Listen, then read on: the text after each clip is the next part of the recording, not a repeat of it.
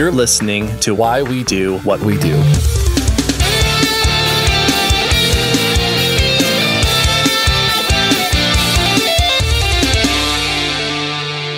Welcome to Why We Do What We Do. I am your host, Abraham. And I am one of your other hosts, Shane. Nice. Rick and Morty style delivery on this. We are a psychology podcast, and as such, we sometimes like to take a step back and remember the good old days of when we very first started and things that we talked about all the way back then. Mm-hmm. I also think that we our generation tends to be a more nostalgic generation. So it makes sense that we like to look back and reminisce and appreciate those times and put it through a rosy lens that maybe doesn't deserve. So today we're remembering an episode we recorded all the way back, we released in April 25th of 2018, only episode 50. If you can believe that. Yeah, back when we were in only double digits. It's been a while since then. That's right.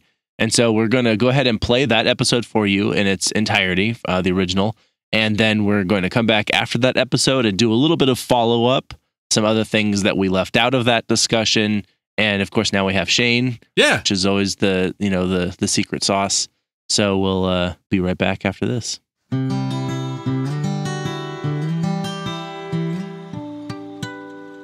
Hey everyone, this is Abraham. And your co-host, Ryan O. And so this is Why We Do What We Do. Welcome. We have made it into your earbuds, or at least your speakers. It's magic. Congratulations. We have some quick shout outs, right? Yeah, I would like to just shout out really quick. We have a longtime friend, both I think personally and of the show, Mark Danton.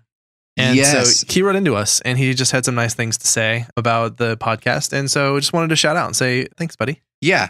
I can't believe we never were like, hey, can we get some feedback on this? Because he's the podcast master. Yeah. At least in my world, he's the one that turned me on and said, check them out. 99% Invisible was the first one that he told me to go check out myself. Yeah. And I was like, this guy's pretty cool. And he was like, I listen to podcasts for 40, 50 hours a week. And I was like, that's insane, man. A lot of podcasting. That's like you. Yeah. I mean, if you I'm not quite as extreme, but I'm around 30 hours a week. I think maybe that's what it is. I might be blown out of proportion. But Mark, thank you. He binged it out and was like, yeah, you guys weren't the greatest, but it's gotten a lot better. And it's actually really good. And so appreciate that. The other one was we recorded, what was this? It was exactly a week ago. And there was a listener, Brittany from Norway, that happened to be here for a conference and swung by the studio right before we were hitting record with Dr. Megan Miller. And she said she was training for a half marathon, or we helped her train for a half marathon. And I think all that was is she was listening. Sometimes. Yeah. But that's super cool. It's like you just sit down, you record a podcast, and you're reaching people across the world. Yeah. Yeah. So thank you, listeners. Yeah. It's so cool to hear and see and meet people like that. Yeah. That's what we're trying to say. Yeah. It's we appreciate it. And sometimes we don't think about it. We just sit down and have a conversation about these things. And it's really cool. Yeah. To hear that we're in your ear right now as you're training for a marathon or a half marathon or something that's cool stuff. Yeah. I think. Yeah. And while we're at it, my sister sometimes says, hey, it's so cool to see your brother on a podcast. Oh, cool. Right? Yeah. Yeah. Okay. That's so neat. I don't know if sis is listening to this one, but sis, you all right? I like you. You're cool. All right. That's great. We did all our shout outs. Yeah. This one is a heavy one. What are we talking about today?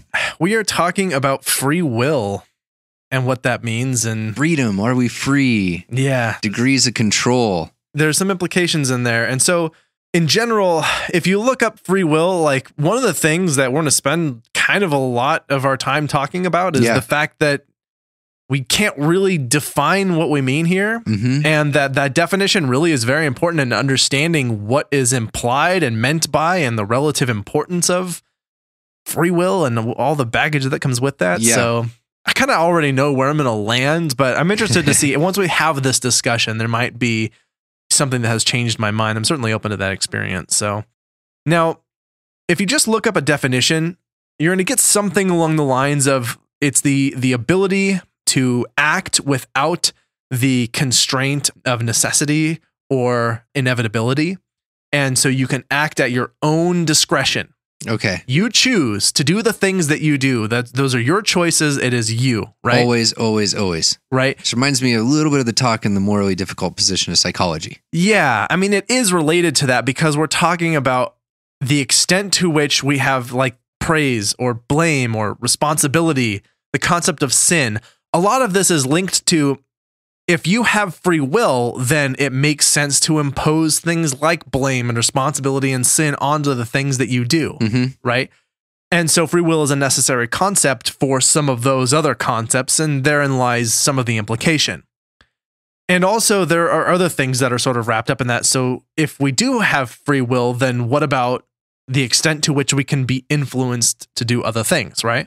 And so let's actually start by just talking about freedom and what freedom actually, what does that mean? And not even in like the political sense, what is the concept of freedom? So you mentioned controlling your actions, right? And being able to kind of be the driver of the bus always. Yeah, that's part of it, sure. So the idea here is that you are free to the degree to which you are not being controlled by other things, right? Yeah, the extent to which you are being forced to do something, right? And the idea of this is freedom from like coercive control or aversive circumstances. Okay. Thinking of this, that actually is related to the political version of freedom, which is to say freedom from being oppressed by some authoritative figure or body of people, right? Inside of that also is the idea of control, and that is whether you are being controlled or whether you control things.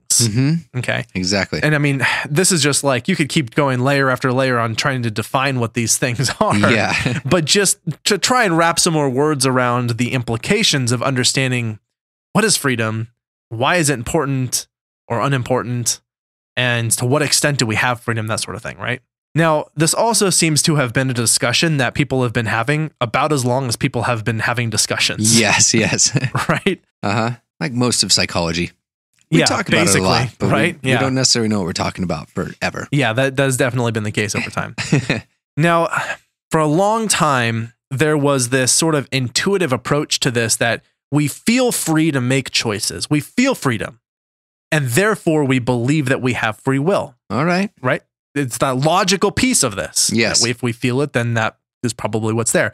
What's interesting is that the term itself, free will, that was not actually even coined until Christian philosophy in the 4th century. Okay. And some of the Latin term that I believe was the actual term for this was called liberum arbitrium, I think is how you say that. Yeah, I don't pronounce this stuff at all very well. Latin. Yeah. And what this is saying is that there is, I mean that's what was implied is free will. Like that's what that statement is meant to express. Yeah, the idea here is that you have some sort of course of action that you can choose, right? This is exactly it, is that there are multiple things that you could be doing and you direct yourself toward any number of choices. And you make that choice. It's you, buddy. Sounds beautiful. Doesn't it?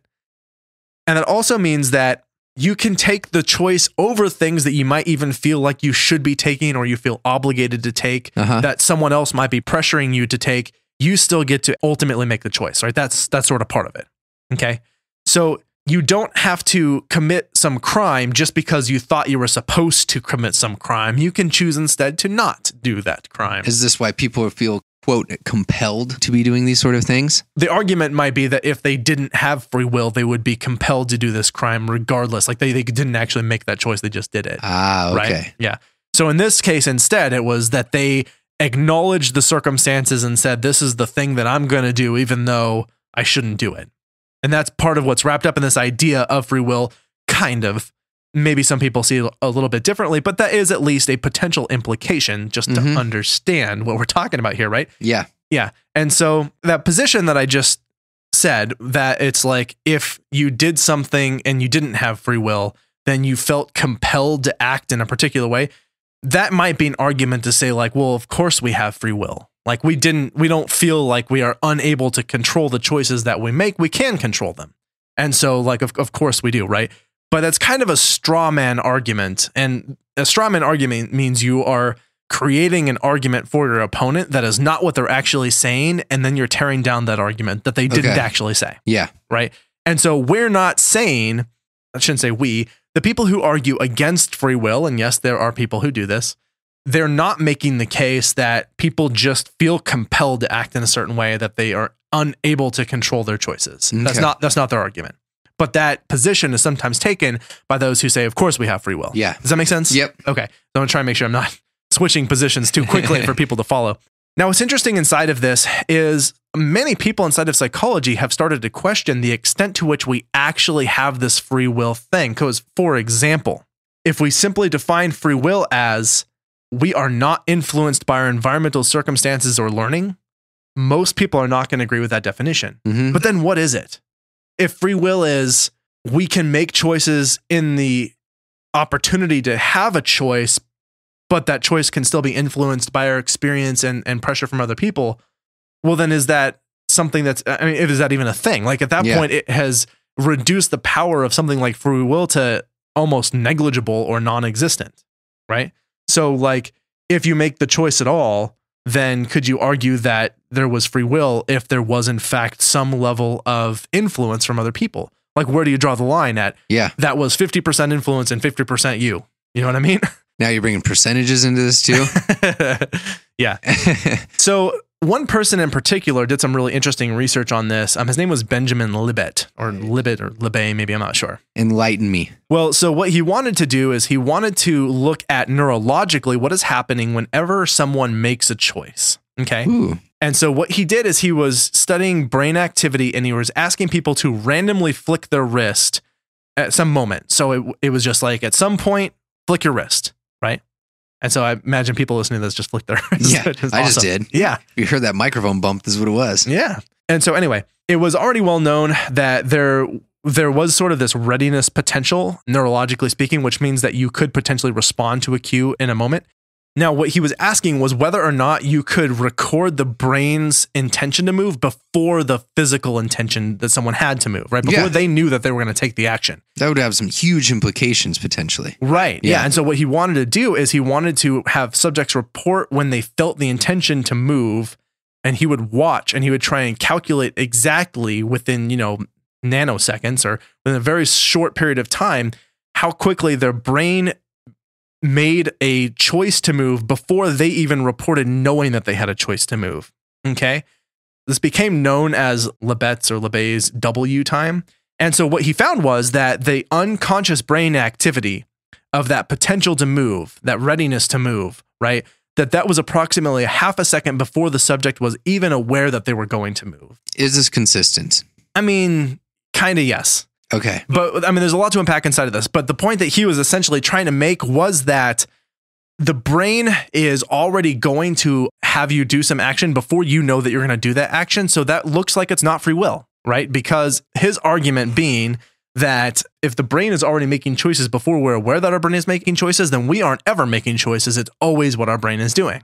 Okay. Now, that is also looking at the cascade of this follows that. And so these things move in sequence. And if they move in sequence, then it must be a cause effect. It's very mechanical. Yes. That's sort of the approach he's taking. And I don't think that that's necessarily accurate. Now, I think that what he did with sound scientific process. Okay. And I think that his conclusion is not totally outlandish or weird, but just to say that like, because the brain activity precedes the action by some small amount of time, that there's no free will, that there's no correlation between like the fact that if you're doing anything, then your brain is involved in you doing that. Mm-hmm. And probably because the brain, like there has to be signals to coordinate the muscle and skeletal movements of the body. That's probably going to happen at about the exact same time that the movement happens, probably slightly before. Yeah. It's sort of like if you're in your car and you step on the gas, the car doesn't lurch forward the moment that your foot starts to press on the gas. It's a very, very short period of time afterward. Yeah. Nanoseconds. But it has to be that you have triggered the acceleration process. Yeah. And it's not that the car is anticipating your move. Mm-hmm. The car is moving in response to you, but you have to press the pedal, which then causes the engine to turn, which causes the car to go forward, right? Yeah. Similar thing here might be the case that... Mechanical. Yeah, mechanical, yeah. That there's a thing that happens and then the brain is involved and then we respond to that event. Yeah. And that the reason that I'm curious about this and I wonder how much there is to be learned is because this goes back to the idea that there's a sort of that mind-body separation, that consciousness or the brain's activity is separate from what the body's doing and therefore can be the causal mechanism of behavior. Okay. Because I still think it's worth understanding the fact that there are environmental influences and cues that will evoke our interaction without us necessarily being aware of what that interaction is in the moment. Mm-hmm. And that those are useful in understanding what that choice is that's going to be made. Okay. Yeah, so like you're sitting at a stoplight and it's red and then something elsewhere, like another car goes, but they go when they realize they're not supposed to. So they hit the brakes immediately, but you kind of go too. That's an right? awesome example. Yes. Yeah.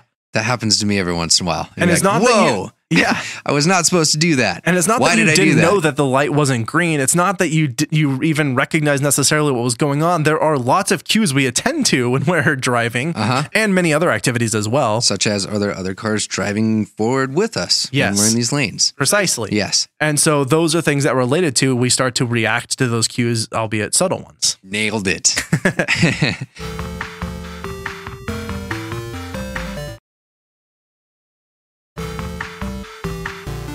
Now, there's some other philosophical things to understand inside of this conversation about free will. Okay. And one of them is this idea of determinism.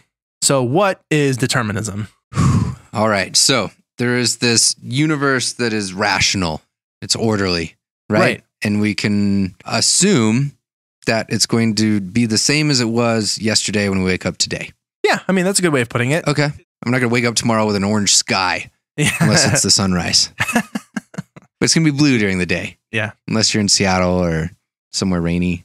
Well, you get the point, right? Gravity is going to keep working. Yeah. And those are just examples of like things that are basically going on. But the overall principle of determinism is an assumption. We assume that the universe works in an orderly way. Yep. And that no matter where you are, the same principles follow the same set of rules. And even when there are conditions for those rules that cause them to change, they do so consistently. Yes. Right? So the gravity on another planet, it might be different from the gravity of Earth, but it still follows the same rules of gravity, and we can understand why it's different. Yes. And the effects that it's likely to have because of that difference. The idea is like, that's there and we have to study it. And this is why we can kind of build up like a stronger and stronger and stronger like scientific body, right? Or understanding of a certain situation. It's because of determinism. Am I right here? Yeah. And again, this is just a set of assumptions. You can't necessarily prove that determinism is correct because we're assuming that it's correct because we can't prove it. And the assumption is that everything that exists anywhere exists because a specific set of circumstances caused that thing to exist in that way. And that this is common to general scientific discourse. Yes, except for in psychology. Well, I mean, yeah, that's true. It's just not as prevalent in psychology, right? Yeah, which is part of the reason that it's sometimes referred to as a soft science. Yes. Yeah, but now there are people who do psychological research, and their psychological assumptions are still match that of other psychological assumptions of determinism. Okay. Now, what's also important of this is not the same thing as predetermined. Okay. And yes. what that means is determinism does not say that everything that happens, it was going to happen that way. Like it's something that we're just propelled toward this outcome and there's no way to change course or whatsoever. I was put on this earth to achieve this outcome. Yeah. Yes. Or it's sort of like, if I throw this baseball, it's going to follow this direction exactly no matter what. It's like if a force of wind comes in, if a baseball bat comes in, that'll change the direction. And the point that person swings, that all happens inside of events that we can understand, but that doesn't mean that they are predetermined. Okay. So determinism does not mean things are like they're inevitable and they cannot be avoided. Okay. Okay. Awesome. All right. So another part of this is an assumption also called monism. Okay. The idea is that there is one world. One universe. Yeah. Yes. Yeah. So there are not multiple realities that can sort of conveniently interact with each other only to produce certain outcomes at certain times when it is convenient to do so. We just lost everybody in physics. Yeah. They just shut us off. Yeah, basically. Yeah. Yeah. So the thing with a monistic assumption here is this is related to psychology because psychology gets kind of divided on this issue. And this is where, as we've talked about, yeah, we've talked about in this episode and in previous episodes of something called the mind-body problem. Yes. And this suggests that our mind is somehow separate from our body, and therefore, because it doesn't exist in a physical reality, must exist in some other reality that interacts with us only in a way that it's convenient for it to do so. Yeah. Now, presumably, if there are multiple realities, then anything should be able to happen at any time. Yeah. Right? Man, that would be cool. So we take this monistic, deterministic approach because think of what it would look like if it was indeterminate, if it was chaotic and completely unpredictable. Mm-hmm. I mean, you could just randomly appear and disappear. Your body could randomly disassemble and reassemble in new ways. Things could just spontaneously happen. If this were the case, and there was just random events that took place, if you ever tried to do a scientific study, you could never link the results of that study to a particular event or variable, because you could always make the argument, well, that just randomly happened. Yeah. There's no rhyme or reason to it. It's just a thing that happened, right? Now, in order for there to be such a thing as randomness and unpredictability, things would have to happen that could not possibly be described in terms of those participating variables or factors, right? So this is like, in the moment that something happens, even something like a dice roll where it seems like it's random, right? Yeah. It does actually depend on the orientation of the dice before you rolled them, the force at which they were cast, the surface that they hit, whether or not they were turned at a certain angle, what's the relative wind in the room. Is this why you always beat me at games? No. So yeah, when you look at all of those variables and understand how they're related to the thing that happened, then we can look at that and say, oh, now I understand why that happened. Okay. And like, we don't have real true randomness because everything, you can eventually look at all of the variables and understand how any one thing could occur. And I mean, there's a whole conversation about like mathematics and mathematical randomness that I don't want to go into, but in terms of understanding things like science and psychology and that sort of thing, is there an extent to which we can look at evidence for this? Well, kind of, yeah. Even though that is an assumption, that assumption is not challenged because we don't ever see indeterminate things happen. Yes. And there's this thing called chaos theory that's sort of like the flip side of determinism, which is that we can never actually understand something completely because we can never describe all the participating factors and variables. Well, that might be true. That doesn't mean that they could not possibly be described. It's just to say that it's very unlikely we'll ever get to the place where we can have access to all of that. Yeah. That doesn't mean it can't be done. It's just like, that's a lot of work and for very little payoff most of the time, right? Okay. So Abraham, sounds like this is very incompatible with the idea of free will. Determinism? Yes. Yeah, I mean, that's kind of the tenet of this whole thing, right? Is that if you have the assumption of determinism, you can't also have the assumption of free will. But unfortunately, again, like, this depends on your definition, both of determinism and of free will. Are we going to get anywhere in this episode? We'll see. Keep listening. So many people argue that the idea of determinism, it does not negate the idea of moral responsibility. And again, it's because we still understand that there are things that influence decisions that we make. The choices that we make to pursue something that is morally responsible, that's influenced by circumstances of our, like, how we're raised and the environment we're in when we make those choices. And if that's the case, then we can use those factors to influence others to make similar moral, responsible choices. Okay. So for example, if you saw someone volunteering to help homeless people, and then you subsequently decided to do the same thing because you're like, hey, that's a great thing that they're doing, I want to be a part of this. It was your choice to do so, but it was influenced by that other person. Okay.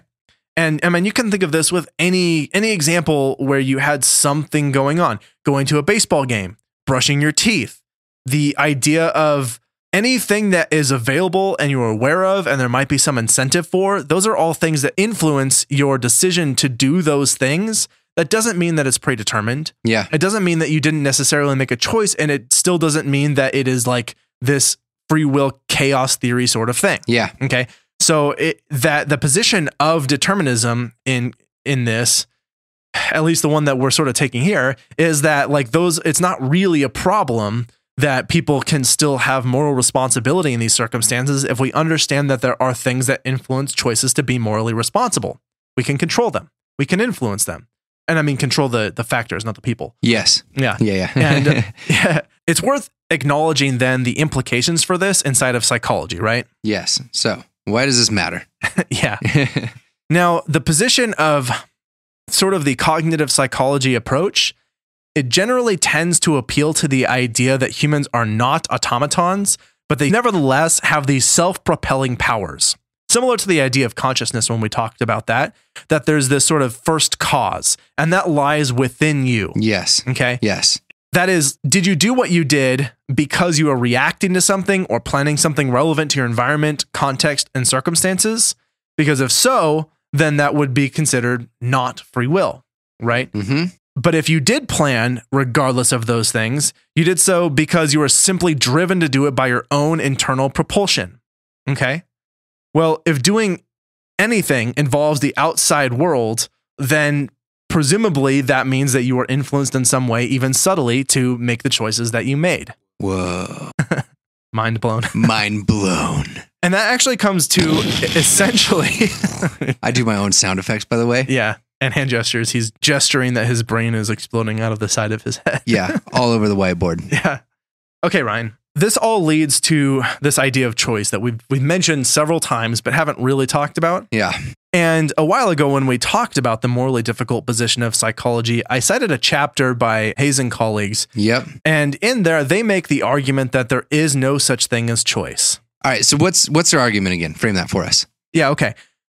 Essentially, what they're saying is that the concept of choice implies that there were multiple things that you could have done, and that the one that you chose was relatively arbitrary, and that any other thing could have happened instead of the thing that did happen. Okay. However, if the thing did happen, it happened because there were a set of circumstances that made it so that was the thing that was going to happen. Yeah. Again, not predetermined. Yeah. So was there even a choice at all in the first place, right? Right. Yeah. And in that sense, kind of no. You're always just doing the thing that makes the most sense in the given circumstances. Yep. And again, not predetermined, but it's when those variables, when those factors all sort of come together. This is what's going to be most likely to happen. Exactly. Yeah. So it's kind of this probability game. Yeah, exactly. Yeah. You're like, what is most likely to happen given all these factors sort of coalescing in a way to make the most likely choice or outcome of this in the situation? So it sounds like they're saying there's not this free will, but it's kind of on this like sliding scale. I mean, in a way, if you're looking at like the totality of everything, right? You know, I mean, the implication here is that bringing in things like free will and freedom implies that you could be doing something other than what you did, which implies that the factors that contribute to you doing something aren't there. Yes. We know that they're there. Yes. We can put them in place and watch the change happen as a result. Mm-hmm. We can arrange circumstances so it's very likely to produce particular outcomes. Yep. And again, we also generally don't have so much control over those factors and variables that we can make anything we want happen. It's relatively limited because we just don't control that much that are relevant to a person in their life. Yeah. I mean, sometimes people do, but generally that's frowned upon because it's things like slavery and imprisoning people. Yes. Definitely without them being able to do anything about it. Controlling the media. That's a good one. Yeah. So the point of this being that there are multiple people who have made the argument that there's no such thing as free will if free will is defined by the idea that we behave in a particular way outside of the factors and variables that could influence our behavior, which is to say that our behavior is not affected by the things that we learn and the experiences that we have. Mm-hmm. Or if it is, there's a little bit of the experiences we have and a little bit us. Yeah. And again, it just raises the whole question of, well, where do you draw the line? How do you know what's what? What is the contributing factor? We know for a fact that the environment and the circumstances and the learning history, that those things play a role in the choices that we make and the things that we do. So if we know that those are there with no evidence whatsoever that we make choices without those participating. Yes. And so it seems like it kind of has to be 100% those factors. Mm-hmm. It's going back to the idea that everything we do is a product of our biological organism and its interaction with the stimulating environment around it. And our history. And yeah, and the history along the developmental trajectory that we are on. Yes. Yeah, those are the things that influence what we do. And so if you try and make the argument that, well, those things aren't important, we're just going to do what we do, we know that's not the case. Yes.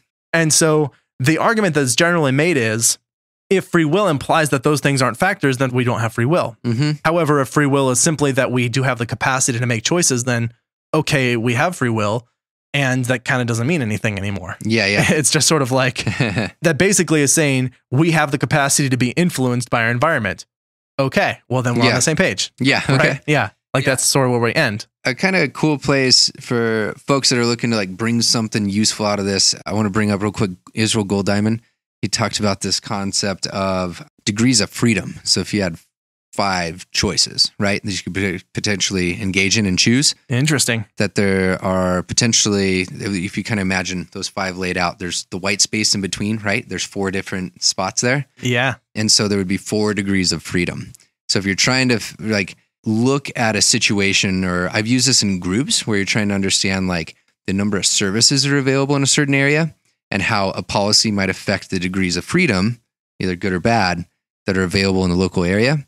It's kind of a nice common ground, at least colloquially, how to talk about degree of freedom that there is in a certain system. Does that make sense? Yeah, and I think that speaks to the idea of freedom can imply that there are a certain number of choices that are available to you. Yep. And so, like, if you have to do something, here are the options of things that you can do. And if that's freedom, well, then fine. Okay, great. Yeah. That's freedom. No big deal. You know, again, we're on the same page. Yeah. It's not that we deny that there are things that you could possibly do and that there are multiple routes that could be really useful in certain circumstances. Yes. And so there's not necessarily anything wrong with that, which is leading to where my position will ultimately probably end up on this that I kind of knew when I started, but we'll get to that in a moment.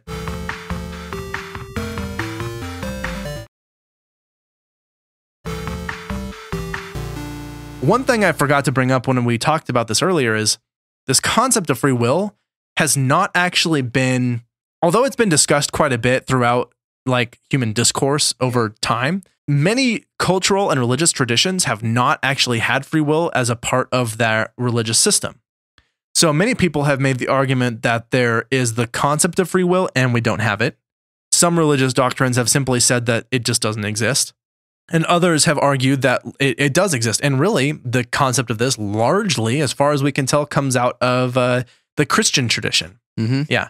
But many other cultural traditions don't necessarily have this. Now, it's very likely that there are other cultures and other religions that vastly preceded that of Christianity that did have that concept. But at least the term free will and the way that it is talked about in sort of a modern sense really came out of the rise of the language of Christianity about topics like this and how it relates to things like sin and responsibility and that sort of thing. Yeah. Super interesting. Yeah. Yeah. And again, just coming back to the fact that thinking of it in terms of moral responsibility, if you believe that there is no such thing as free will, then one might interpret that to mean that you have no responsibility to behave in a moral way. And again, I just want to reiterate the point that we made earlier that that's not the position that is made by those people who argue that we don't have free will. Yes. The position instead is that it's not useful necessarily to blame people and to, especially to like take people's lives for behaving in a particular way.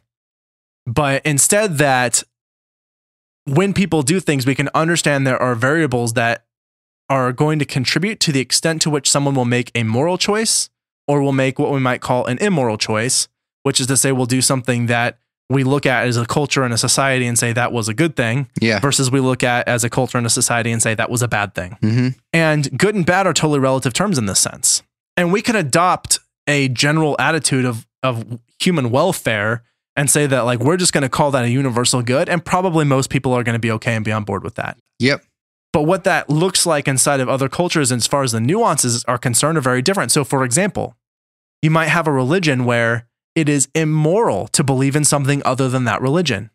In that particular society or that culture or however you want to phrase it, in those social circumstances, then people believing in something other than the generally agreed upon religion falls into that category of things that is morally bad. Mm-hmm. And that's why I make the point that bad and good are not necessarily black and white things. Yep. And that mostly I feel okay with saying that human welfare is an appropriate thing to say, like, I'm going to push this mostly towards this is always good. Yeah. And things that are the contrast to that are usually always bad. Yeah, almost always bad. Uh-huh. And like, I'm okay with having that be not so just flat gray, like there's no such thing as good and bad. There's no moral whatever. I understand that that's an arbitrary decision that I'm making inside of my own cultural history and this point in time in the world. And at the same time, that like, I feel like it's useful to have a position where I can sort of make that distinction. Yeah.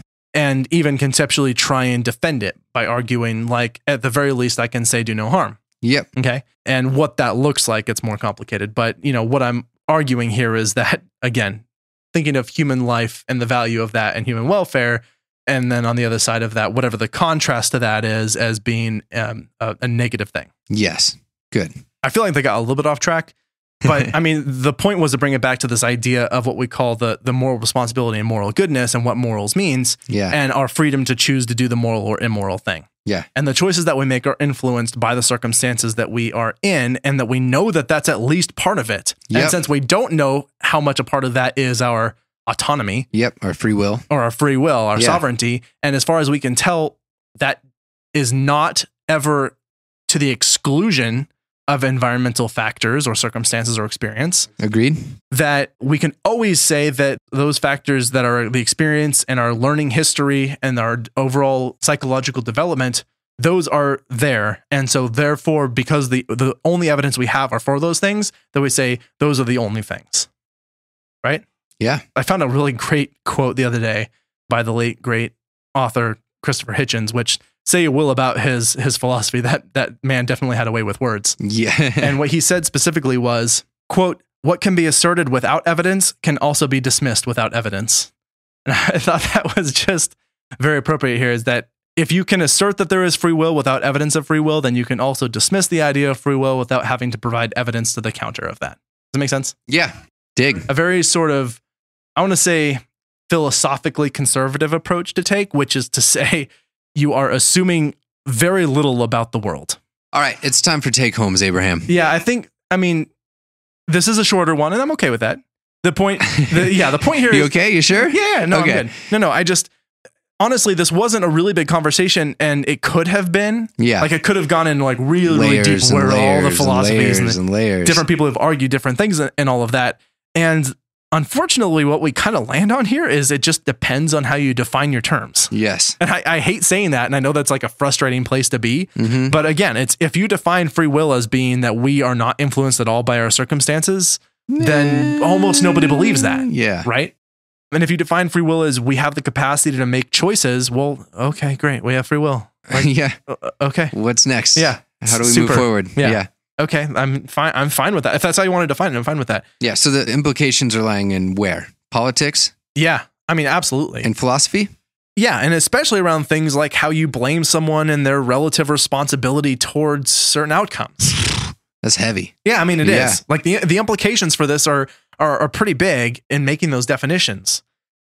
Unfortunately, though, I feel like it's not a particularly useful concept scientifically. It's just those implications of it are pretty big. And so, which makes it weird. It really does. Yeah. I mean, it's kind of a weird place to be. So I'm just curious, like, where do you sort of land on this at this point? Have I changed your mind or did you come into this and you didn't really change, or what do you think? I have not changed my position. Okay. I'm a little bit biased and I've read a lot of this. Yeah. And for me, this is kind of how I see things. Yeah. Yeah. So you're on the like free will's not a thing camp, or where? I don't know. Okay. If free will is a thing, I think the world would be a lot different of a place. Okay. And there would be a lot more havoc and a lot more good stuff going on. Like I've seen people in which like you can't just make a choice and fix everything right there in the moment. Yeah. So I'm like, I don't know about this free will, you know? Okay. I would see the world being a lot different if there was free will. Okay. Does that make sense? Sure. Okay. Where do you stand? Well, coming into it, I sort of felt meh. Yeah. I'm sort of like, again, it's like, well, I mean, I remember when I was first grappling with this, and like it was when I got some words around like what determinism was in my life. And for me, it was weird thinking about like, man, can I not like choose the direction I want to go? But at the end of the day, it really just came down to, I realized this is all just language. And if I learned how to talk about the things around me and the different choices, quote, that were around me, and the different things that were influencing my behavior, then slowly over time, I could influence the things that I wanted to achieve, the people around me. And so it just didn't seem like at first it was like a very big thing for me, but it just doesn't seem that important anymore. Yeah, that's sort of where I'm at. Yeah, like it's a word game. It's how you talk about it. Yeah, and I really like that wrapping it inside of the idea that it's just more words. Like free will is just a couple of words that we say. And what it ultimately refers to or means kind of depends on how we use it and how we refer to it. Yeah. And for me, it's just, again, like scientifically thinking of it in terms of like it's a magical force that propels us to do things that's outside of the laws of nature. Yeah. Like, I don't buy it, but I don't think anyone would if you logically kind of walked it out in the right way, right? With the right examples. But if you want to believe in free will and define it as our capacity to like make choices and that can still be influenced by all those factors, then okay, great. We have free will. Yeah, sure. yeah. I'm down. Sign me up. And so, it kind of becomes well, in that case, it's not really that important of a discussion because we don't disagree and it doesn't have any further implications at that point. Yeah. Right? Cool. You like tap the, cheers on the beer mugs and you're like, good to go. We're on the same page. Exactly. So, I mean, that's kind of where I'm at, I think, and I'm curious, anyone out there listening, if you have any strong opinions about this, we'd love to hear from you. If we changed your mind, we'd love to hear from you. If we just got you more stuck in the position you already had, we'd still love to hear from you. Tear us up in the comments. Yeah. Email us. Hit us up on Twitter, Facebook. All that good jazz. Instagram, I think you can do that. Yeah. Clearly, Abraham is not on social media, and that is all me. Yep. With that said, I think this is it, right? I got nothing else. I'm good. Thank you so much for making it to the end. If you made it to the end. Yeah, hopefully you got something out of this. I think that I did. Yeah, I did too. We just hit record. We didn't know where this one was going to go. Yeah, usually we do a little bit of a discussion we do a little bit of pre-discussion about how this conversation will turn out. And this time I just said, let's just do it. Hit record and go. See what happens.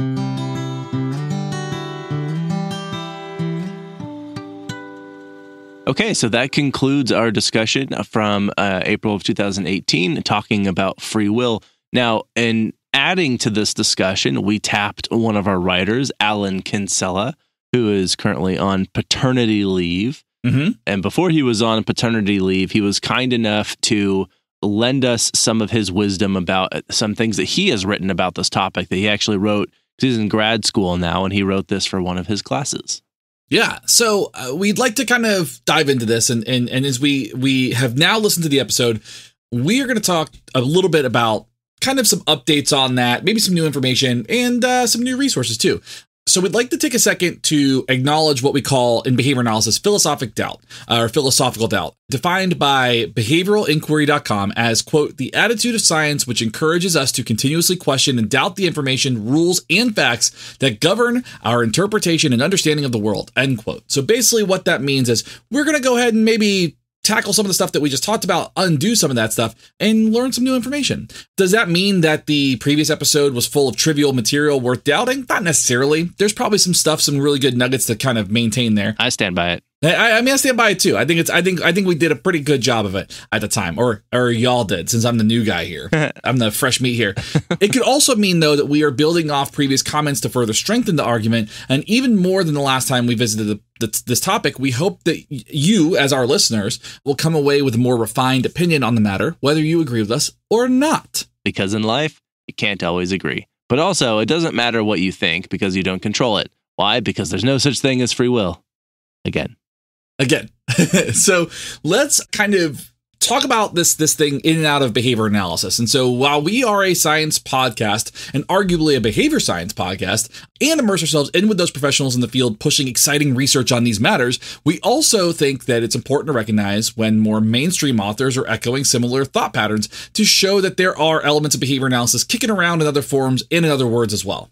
And this is not distinct from a sort of general science orientation to the world. It's not talked about a lot, I think, but I think there are a lot of people who would have never heard of behavior analysis, and yet I think behavior analysis was informed as a natural science and so proceeds as natural sciences do, and so many people in the natural sciences will have a similar orientation. Now, one person we're going to highlight here that we did not talk about previously was neuroscientist and philosopher Sam Harris.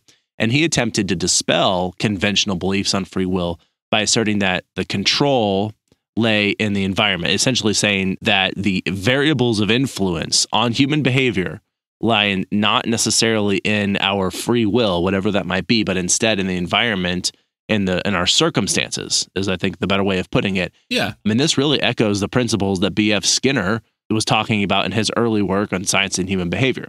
However, Harris's interpretation is limited as he still offers the mind, quote unquote mind, as a mediating source. And to explain the difference to our listeners, behavior analysis differs from other mainstream interpretations, notably psychology, from taking that internal kind of middleman out of the equation, the middle mind out of the equation, if you will. And the environment simply acts on your behavior, almost like a knee-jerk reaction. And there are some events and then there's some behavior. And if we observe close enough, we can actually see countless instances of this across the day. Some more simply explained and some very, very complex. So behavior is made up of all of these little interactions with the world around us in a variety of ways.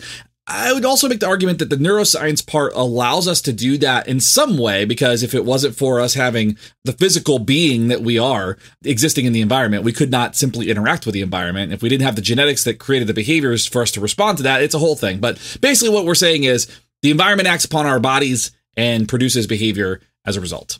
Yeah, there's a couple things in that.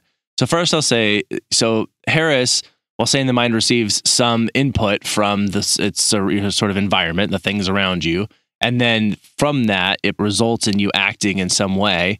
He is at least adopting this somewhat sort of philosophical doubt, deterministic perspective, essentially meaning that our behavior is influenced by our environment, not our will. And so I actually think I would push back a little bit on the notion of it cutting out the middleman, so to speak, of the mind. Sure. And instead pushing the mind into behavior. So the mind, what we are doing when we're thinking, when our mind is operating, is a thing that we're doing. It's not a cause of our doing. It is our doing. It's part of it's part of when we are interacting. We just do it privately, right? And the neurology piece is, we are biological organisms. We do not do things without a brain. Right. And so understanding how our biology contributes and sets the occasion for and allows for certain behaviors is a useful lens of analysis. So those are just sort of things I think that are sometimes spoken about very passionately in other circles that people get very excited and they'll say something that kind of leaves a bad taste in others' mouths because it sounds like we're saying, that the neurologists say the environment isn't real, it doesn't matter. And that's usually not what they're saying. Right. Or that behaviorists or other scientists or social scientists or psychologists are saying, well, the brain is just this mush bag that is there. And it seems like we need it, but it's not important. And that's not appropriate either. So I think it's understanding that in that circumstantial view, we are biological organisms, again, for whom that sets the stage for the opportunity to respond to our circumstances and our environment in a particular way. Sure. And that we grow and change in that dynamic environment. Yeah. I mean, our brains are mush bags, but for different reasons. So so mushy. Yeah, so mushy. Ugh. I'm like somebody who just doesn't like squishy, gross things like that. So sure. Thinking of the brain being mushy, I'm just like, ugh, no thanks. Anyway, so we want to go further and talk about kind of what Harris talks about with free will. So Harris wrote a short book, or maybe you could describe it as a long essay, depending on your operational definition of what this is. Yeah. And this was written in 2012, simply titled Free Will. And in it, he begins by saying that, quote, I no more initiate events in my prefrontal cortex than I cause my heart to beat, end quote, which I think that's a pretty powerful statement. Yeah. And you might ask, why is that important or how does that matter? And I think it's embracing this, again, deterministic perspective, meaning that we understand or we believe, we have the assumption that all the things that impact us psychologically are variables that exist in the real world. And in so doing, it implies that there's this lack of this thing called free will, as we discussed previously in the episode, and that can be understandably upsetting. So if it seems like nothing is within your grasp, we get that can be a uncomfortable place to be. Yeah, so it's not surprising to see free will themes pervading every aspect of society. We talk about media, fiction, religion. People tend to gravitate towards it because it kind of leads to this idea of autonomy and freedom and all that. And it's a nice idea. And it's kind of a bummer to tell people that free will doesn't exist. But I mean, we're seeing more and more and more as you kind of look at the evidence that, there are things that are impacting our behavior and our environment. And it's the environment around us ultimately. And we've talked about this before. So let's just do a quick rejoinder on the ideas of freedom that we've talked about in the previous episode, even in this episode. What does freedom mean? So what is freedom exactly? And so for this, we might reach into behavior analytic literature as well. So Brigham in 1979 describes choice as, quote, the opportunity to make an uncoerced selection from two or more alternative events, consequences, or responses, end quote. And Skinner in 1971 offers that, quote, true freedom to behave is found in the contingencies of reinforcement and not the feelings correlated with them, end quote. Which I feel like people take that quote from Skinner and they're like, he doesn't believe in feelings. Right. Yeah. And that's also pretty jargon heavy with a lot of stuff in there. I think yeah. To boil this down simply, they're saying that we can do stuff in a relatively unconstrained way. Right. And as we talked about in the freedom episode, I think in the free will episode, I think the comment I would have is that's not an interesting statement.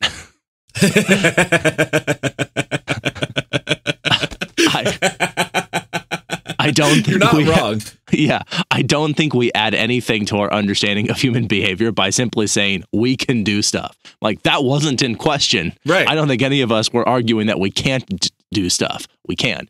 So I think we're a little too self-congratulatory when we make statements of that nature. So again, these two researchers are offering essentially the presence of available options. We have to make a selection. Arguably, that's everything we ever do throughout all of time. I don't think that adds a whole lot, but the selection that we do make, whatever we end up actually doing, so we can do anything. What we do in any given moment does seem like that's this sort of free will piece, if you will. But we're always instead looking at the conditions and the past circumstances and consequences for how we have behaved and anything that we can build upon from our learning in other circumstances, be they similar or different to the one we find ourselves now. And further, we hope that your selection is, when you enter in that moment, is as infrequently as possible influenced by coercion, threat, or bribery, and that sort of thing. Yeah. That might shift you away from your true preferences or values and that sort of thing. That Skinner says would threaten that idea of true freedom, regardless whether you're being influenced by threat or preference or bribery or whatever is the thing that is pulling you in one direction or pushing you in another. Those are the circumstances we're talking about that are useful in understanding how and why you behaved the way that you did. Free will is not. Right.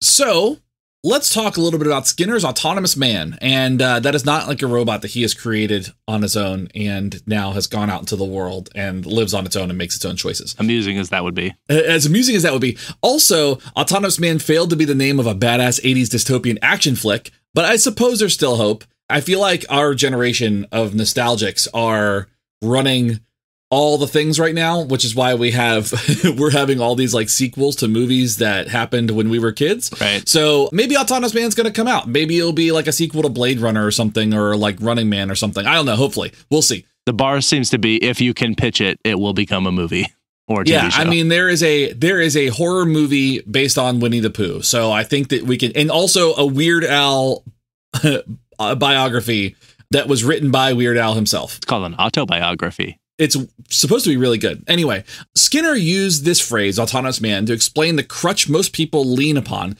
to explain what we can't explain another way. So we basically just, if we can't explain it, autonomous man. Well, and he said very beautifully, I think, a thing that helps illustrate, and this is a derisive comment, but one that I think is meant to point out the folly of this position. He said, quote, "The fanciful explanation precedes the valid," end quote. This is from the Science and Human Behavior, page 24. Essentially, this meant that the sort of sexy explanation of using free will is more digestible. It's easier to understand, I think, for most people who are not part of the field and science and that sort of thing, and is also far less effortful than investigating the actual variables that are influencing the things that we do, the choices that we make, even though that would lead to a better understanding. So essentially what we're saying is that we're lazy as hell and we want immediate results and satisfaction, and free will perspectives provide that as an out. Yeah, it makes sense. Doesn't require you to think too hard about it. Now, right. Where are these themes perhaps most embedded? We find this in religious and legal systems, where there's a variety of programmed consequences for all types of behavior in an effort to kind of keep our actions in a very narrowed line of expectation, right? So basically, we use the term free will to say this person acted on their own free will and things of that nature, and it helps us kind of say, oh, well, we don't want to do those things, so we're going to go ahead and engage in certain behaviors that fit those expectations of those religious and legal systems. So there's a heavy emphasis made in both of these domains on what we call personal responsibility, which justifies commonly used punishment tactics. So, hey, you have personal responsibility. You did that on your own free will, so you're going to get punished as a result.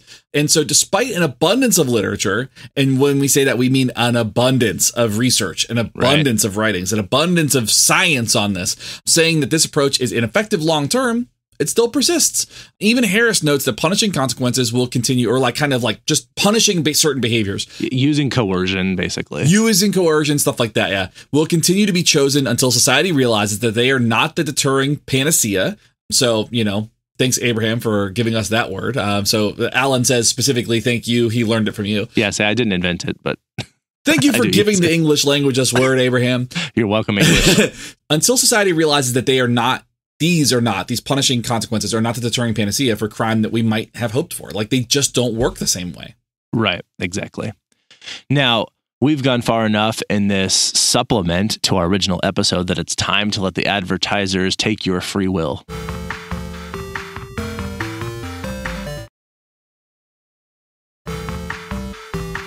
Okay, let's talk about playing the blame game. And I think we can sort of power through this fairly quickly because we also, again, did tackle this to some extent in the discussion of free will. We talked about this in other versions of episode, I think in Freedom and that sort of thing. And blame is often associated with responsibility, as the latter, responsibility, is the process of aligning blame towards someone for any wrongdoing. And of course, responsibility can also be taking responsibility for something positive or that was attributed to a good deed. But when we're talking about blame here, it's usually you've done something wrong. Right. Now, Michael Clayton, in an article for the Journal of Perspectives on Behavioral Science, which is a great, interesting journal, like super weird stuff comes out of that. I really enjoy it. It's a fun one. Specifically discussing Harris's book, Clayton highlights how Harris's arguments may have strengthened an existing criticism against conservatism in the United States and its emphasis on personal responsibility in policymaking, particularly in relation to criminal activity. And such rationale it ignores context entirely. Now, Skinner recognized context in his writings and others, I think, and largely it seems like Harris has as well, and spoke out about how we treat talking in church as something avoidable, but coughing as forgivable. Apparently, at least the first 86 times, then you might be disrupting on purpose. Who knows? Yeah. But yeah, what looks like when people try to infer intention as did you do this on purpose or did you do this on accident? Could you have chosen to not do this thing versus you just had to do it or you did it without thinking? We regard those very differently and then how we treat people subsequently. And we're not going to go down the rabbit hole necessarily, but there's an understandable component of that. Just know that that's there. Yeah. Now, there is an aspect of this that's worth talking about that could possibly unite humanity. Bring us together, Shane. And we're going to bring us together. Arguably, adopting a deterministic anti-free will perspective might open the door for some more compassionate takes, right? So if it's the environment around us that's leading these behaviors and we're not making those choices, quote unquote, then I think it makes sense that people are going to be kinder to one another. If we can recognize the systems and the environmental influences that brought people to commit any action, whether illegal or not, we can tend to look at it from a different perspective. And instead of blaming, we can actually look at it from like, well, we need to arrange the world around them to make this a little bit better and produce behavior that we expect. Now, while consequences will remain in place for certain behavior deemed unacceptable, that's likely always going to be a societal thing. The type and magnitude of these consequences might and should differ considerably, and they may if we're able to take an anti-free will approach to these types of situations. So taking that, we're going to talk about, there is an author we've mentioned before. His name is Patrick Fryman, or just called Pat Fryman, who wrote this 2021 paper on what he calls the circumstantial view. And this was sort of a landmark call to help for us to try and shift the mainstream opinion to instead consider this deterministic, this sort of compassionate approach to trying to evaluate behavior as it being circumstantial. And a lot of this, many of you may remember, and I think we did an episode on this. If we haven't, we certainly should. But this topic of fundamental attribution error. Oh, yes, we did do an episode on this. Mm-hmm. Okay, great. Yeah, so as a quick summary, this is either attributing when the common perspective is when you do something, you attribute it to your circumstances in the moment. But when you see someone else do something, you attribute their motivation as being due to their character or their person, something internally inherent to who they are. Right. And so we're good at seeing ourselves in context, but not other people. And that's the fundamental attribution error. And I think that sits nicely inside this conversation. Understanding fundamental attribution error, kind of what's going on, it contradicts the fear that some may have that abandoning free will could result in a lack of motivation or fear for lack of control. So we kind of move into a different space and different mindset here. On the contrary, identifying the circumstances that actually lead to behavior might help reduce or exonerate someone from further persecution if it is collectively decided by society that their behavior was justified. Contextually, if a behavior was justified, the punishers could be less, the consequences could be less severe, or maybe not exist at all. I mean, there are plenty of times, and people do, I think, have this when they're able to look at certain circumstances. I see this all the time when somebody gets charged with like murdering their abuser, and people are like, well, that person had it coming. It's like, okay, that's a circumstantial thing. Yeah, that's true. That is a circumstantial look at that. If you go, well, in that context, I would do the same thing. That is a circumstantial view. You're probably already doing it without even realizing it. That's a good point. And I do want to make sure that we are very clear that we're not advocating that there's no such thing as like trying to stop crime, right? Sure. Like, I think there's a very long, interesting conversation to have about what it means to want to advocate for appropriate criminal justice and those sorts of topics. How do we go about navigating those topics? It's an interesting thing. And we're not saying there should be no crime. There should be no persecution of crime. Everybody should just do whatever they want all the time. That's not what we're saying. What we're saying instead is let's consider where people are at when these things happen, particularly in my mind, when they're nonviolent, right? Yeah. And so by adopting the circumstantial view that is against free will, it dissolves any categorization of someone's entire being by any one thing that they've done. And instead makes it so that it is subject to change. We can shift our opinions, we can learn, we can grow, we can change. And this means that even in our darkest days, at rock bottom, when we find ourselves in a position where we're considering doing things we would have never considered doing before, and we do them, potentially, there is still potential for redemption because we can come out of that point in our life. We can find better purpose and better support and better circumstances. And that seems like a more optimistic position to take. Yeah. A more optimistic perspective. And that in Clayton's 2018 paper, he notes that this breeds, quote, an optimistic/humanistic view of human nature, end quote. And that just feels like a better place to be, that most people in society, even those who are often hardcore, like punish the criminals, I think would feel like that was a better place for our society to be if we have a more optimistic perspective. Agreed. I mean, it's a pretty powerful perspective to take. And once you feel comfortable in that, you kind of, it changes your entire worldview. So I think it's worth talking about, just kind of wrapping this up. I mean, we've said a lot about this and there's still more discussion to have, but I think the first place I would start with would be that the idea that free will is undoubtedly scattered across all forms of our daily life in different mediums. It is baked into the philosophy of our religions, political and legal systems, and many of our upbringings. So like we kind of have always been exposed to this thing. That being said, it may be more liberating to investigate the variables influencing anybody's behavior in an effort to better understand why they engage in all sorts of behavior, good or bad or otherwise, because really behavior is behavior. It's neither good nor bad. It's simply not what we prefer in some circumstances. Now, if it's good, then we can maintain and replicate it, or what we deem as good. If it's bad, then we can maybe help prevent future occurrences more strategically and consider what type of consequences are appropriate given the context. And that contextual view, that circumstantial view, really changes the whole idea there. Yeah, absolutely. And I think this also can liberate the sort of absolute blame approach. It doesn't remove responsibility entirely, as I mentioned earlier. And of course, when we talk about most of these crimes that end up being prosecuted, we would say that those are unacceptable in a civilized society in which we're trying to live.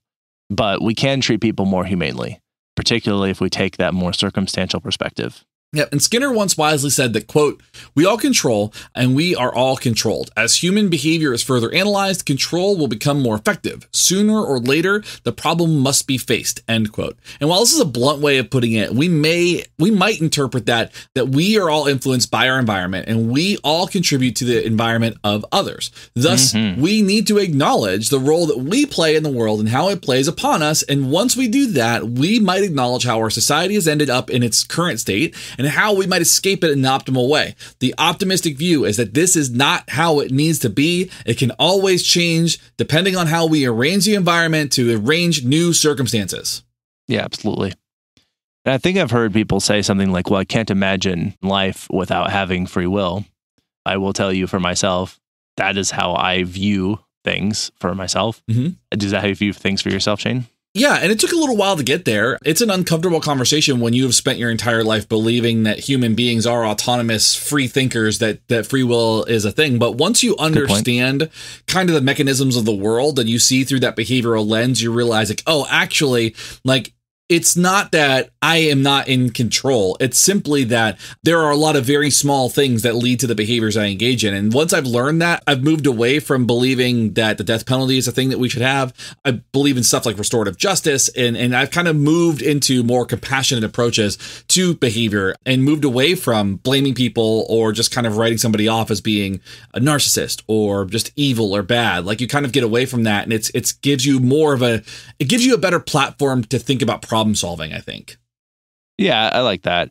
And I also think like just the simple experience of believing that I don't have free will and that I function just fine in my daily world. And I agree that I feel like it has also shifted my perspective to take a more circumstantial view of others around me. But it's not an impossible place to be. It doesn't feel uncomfortable. It doesn't feel weird. I've heard people say, well, I just can't imagine it. I'm like, okay. I mean, it's just not a difference really. And it's not a difficult position, I think, to adopt. No, not at all. I think once you're comfortable with it, it's very easy to it just takes a minute to kind of undo your previous learning about what free will is. All right. Well, hopefully we freed you from your will. Yeah. And I think that's about what we have to say about this. Do you have some things to recommend? I do.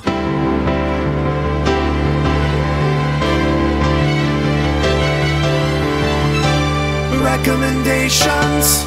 I'm going to recommend a book. I just finished a book. Abraham and I were talking about it a little bit before the show started, but it's a book called Sellout by Dan Ozzi, Ozzi. One thing I've learned more recently is I like reading about the history of the music that I grew up loving. So like I like reading about like biographies of bands that I love and kind of like punk scenes and all that. Well, Sellout is about the time between 1994 and 2007 where major labels were coming in and starting to buy up records from punk bands and starting to sign punk bands. And so the idea in punk was that if you went to a major label, you sold out. And if you sold out, then you didn't have any punk cred and you were out of the scene and blah, blah, blah, blah. And so the whole book, it covers 11 albums. It's albums that we all know. It's Dookie by Green Day. It's Dear You by Jawbreaker. It's 3 Cheers for Sweet Revenge by My Chemical Romance. We're All the Time by Thursday. And you see these, and it's the story about how these bands ended up on these labels, how they recorded these, and some just really interesting tidbits. Like, did you know that it cost $550,000 to record We're All the Time? No, that's wild. By Thursday? I do love that album, though. It's so good, but it was $500,000 to record that album, which is bonkers. Yeah. Also, New Wave by Against Me was recorded by Butch Vig, who did Nirvana's Nevermind. Oh, I didn't know that either. I mean, like, it just all kinds of really cool things like that you get into, and a lot of really cool cameos from people in it, and it's just a really great book. Every chapter is an album, and it covers that time span, and I just think it's a really fascinating read, so I definitely recommend it.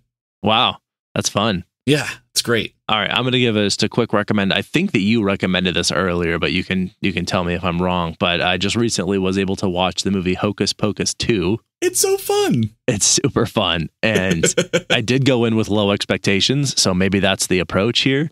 But it was a really enjoyable movie. I thought that they handled it well. It didn't feel like just a cash grab, hokey fan service to the original. It actually felt like a fresh, fun, new take on the original story, and found it quite enjoyable. So, and it's not very long either. I think it's a cool, a little over an hour and a half, maybe. I could be wrong, but I don't think it's terribly long. So anyway, pretty fun little movie to go check out, available on Disney Plus and probably everywhere where you can buy movies. Yes, I think so. Or rent movies or whatever. Whatever you do. All right. Well, I think that is all we have to say about catching up on free will. I'd like to thank the people who make this podcast possible. That includes our Patreon supporters, which is Amanda, Brad, The Daily BA, Joshua, Justin, Justine, Kelly, Kim, Kostia, Layla, Megan, Mike M, Mike T, Shauna, and Stephanie. Thank you so much for all of your continued support. You are the best. And then, of course, to my team, which includes Alan, Patrick, and Jess, and then of course Justin, and thank you so much for recording with me today, Shane. As always, if you would like to support the show, you can always join us on Patreon. We'll get access to all kinds of bonus content. You can buy some merch, you can send us fan mail, or come over and help weed our gardens for us. Appreciate all those things. Yes. And if you would like to reach out and tell us about your thoughts about free will, where we got it right, if you want to, where we got it wrong, that is your choice to make and is influenced at least by the variable of me having asked for it. You can reach us directly at info@wwd.podcast.com or all the social media platforms, except one. Turns out there is a hate fear-mongering bigot who is running Twitter these days. So we're going to be moving away from that platform. Yes. So you won't find us there, but you'll find us in other places that you can reach people through normal social media means. So I think that's all I have. Do you have anything else or anything that I forgot? I got nothing else. All right. Thank you for listening. This is Abraham. And this is Shane. We're out. See ya. You've been listening to Why We Do What We Do. You can learn more about this and other episodes by going to www.wwdpodcast.com. Thanks for listening, and we hope you have an awesome day.